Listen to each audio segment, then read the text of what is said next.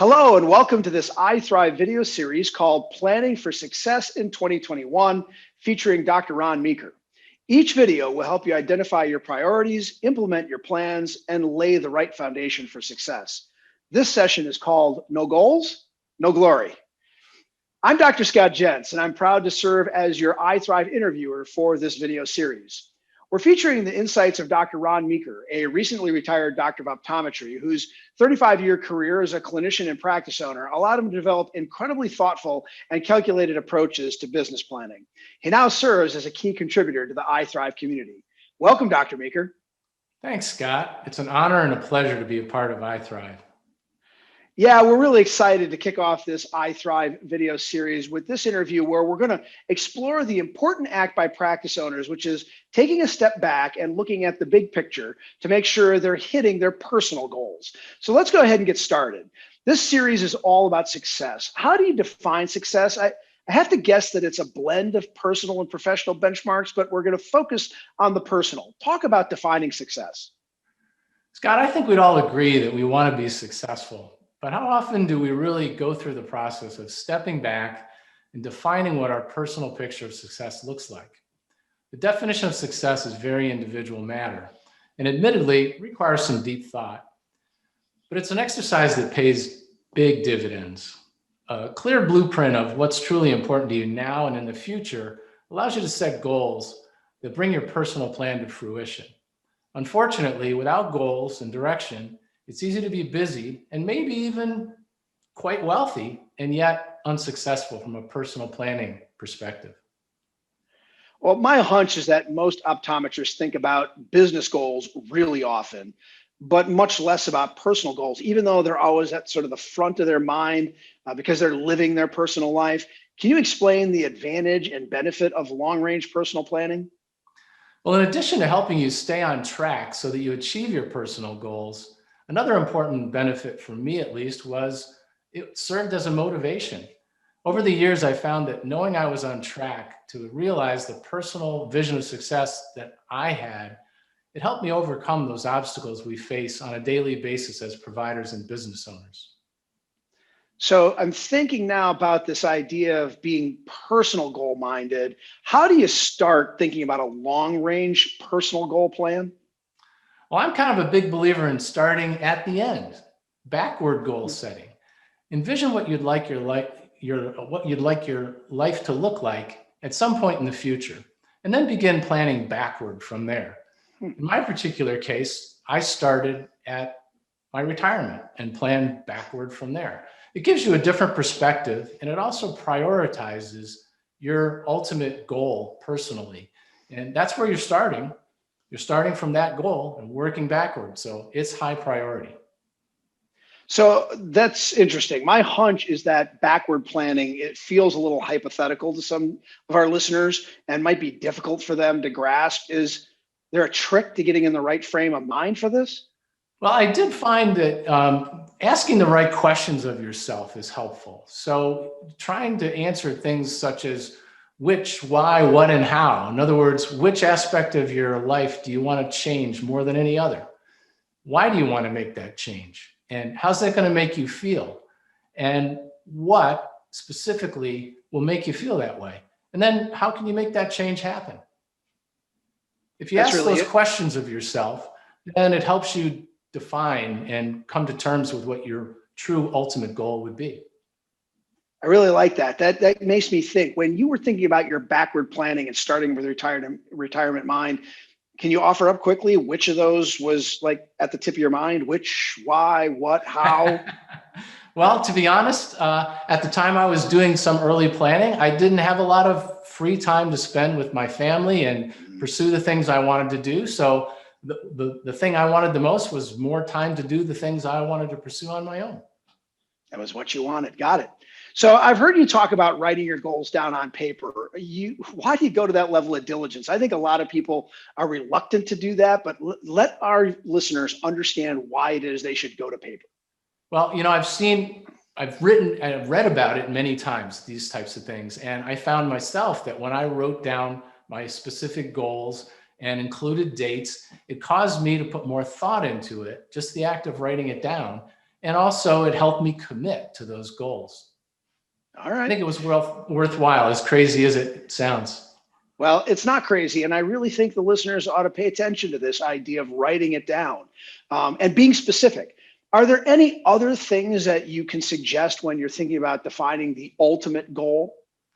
Yeah, I'd say, define some milestones or sub goals on the way to achieving your ultimate goal and go through that same process of written commitment to those sub goals. Defining the necessary steps along the way breaks down your ultimate goal into measurable, attainable pieces. Makes it So, easier to actually make it happen. okay, so let's go here. Give me an idea of one sub goal that you could think a doctor that's sort of at that midpoint in their career could write down and work toward in advance of the backward dating the retirement. Right. So for me, probably the most important thing was I wanted to keep my business going, and yet I wanted more time to myself. Combine that with the fact that I'm a big believer in planning your exit strategy ahead of time. And for me, one of my big sub goals was I've got to bring in another OD. That's a great example. I've heard you talk about the acronym SMART, SMART, when setting a goals. I'd like to hear you explain that. Yeah, so that acronym stands for specific, measurable, achievable, relevant, and timed. And although it's important to be specific and target your long-term goals, it's really even more important to use that SMART acronym when going for short-term goals. The closer you get to needing that goal completed, the more specific and the more rigid you need to be. So I use SMART goals myself more for the short-term goals rather than the long-term goals. I sense that achievable seems the most difficult for a person to attain, even though it feels really concrete. Because when you're setting goals, it feels like they're way out there down the line. But would you find one of those five to be the most difficult? And maybe people think achievable is easy, and I'm wrong. What would you think of those five is hardest now that you've told us you use the SMART goal process? Yeah, no, I agree that I think achievable is probably the hardest to define. But again, that gets back to when you break it down into chunks and have steps along the way, make sure that it's easy for you to see that that next step is achievable. And then you'll eventually get to the bigger goal that seemed somewhat more difficult to envision achieving. And I suppose if they're specific enough, then they become more achievable. So I like that acronym.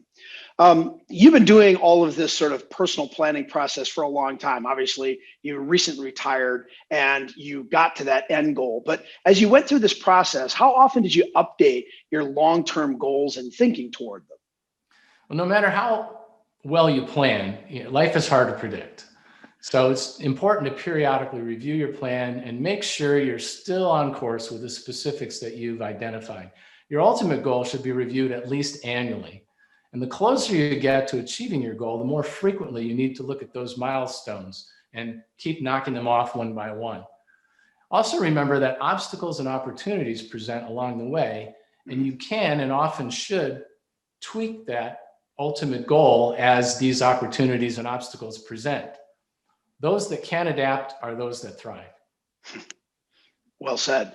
Okay, so give us some perspective on how your personal plan evolved over the years, given the circumstances of change that come at us.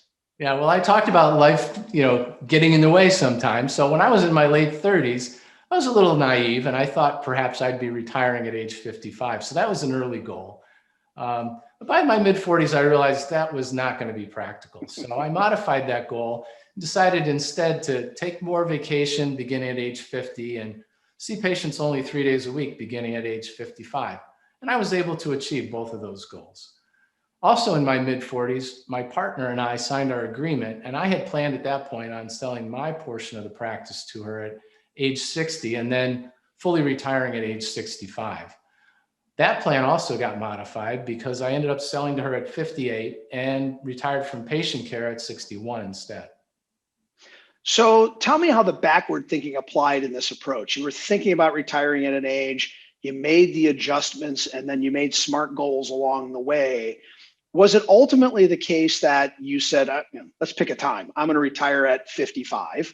that you then at say 35 are literally setting things out in 5-year chunks. Can you give us a little sense of that? Yeah, so I did use 5-year as a lot of the Okay. sub goals, if you will. And you can tell as again, the closer you're getting, sometimes those SMART goals aren't achievable. And you can see that, oh, this took longer than I thought it was going to. And you just get practical and you think about other ways to skin the cat in ways that still are in line with your ultimate goal, even though you may have to move things around a little bit. It's still the same vibe, if you will. All right, so here's the $64,000 question. Are you happy with everything as it's turned out at this point for you, and your I'm personal smiling. goals? All right. No, I honestly can say that although my situation may not be exactly as I had planned it at age 20, 29, 30, I'm pretty much where I expected to be at this point. And I wouldn't have been there without this long-term personal planning. So it's the way to go. Can you throw us any other pearls that you've picked up along the way? The iThrive community, I'm sure, would love to hear about this insight you can give them about personal goal setting.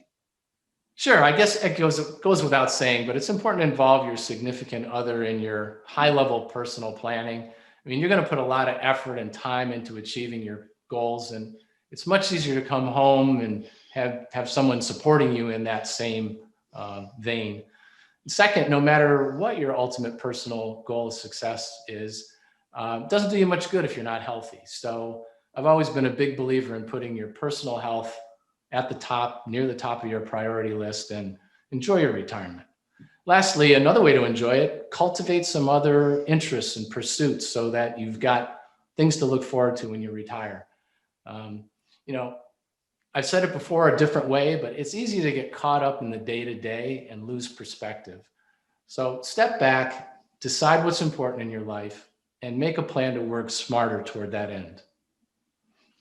Ron, thank you for sharing your experiences. Your perspective is really valuable. Thanks, Scott. And thanks to GPN for the opportunity to contribute to this great resource for ECPs. All right, well, to the iThrive community of listeners, thank you for watching this iThrive video, part of our series called Planning for Success in 2021.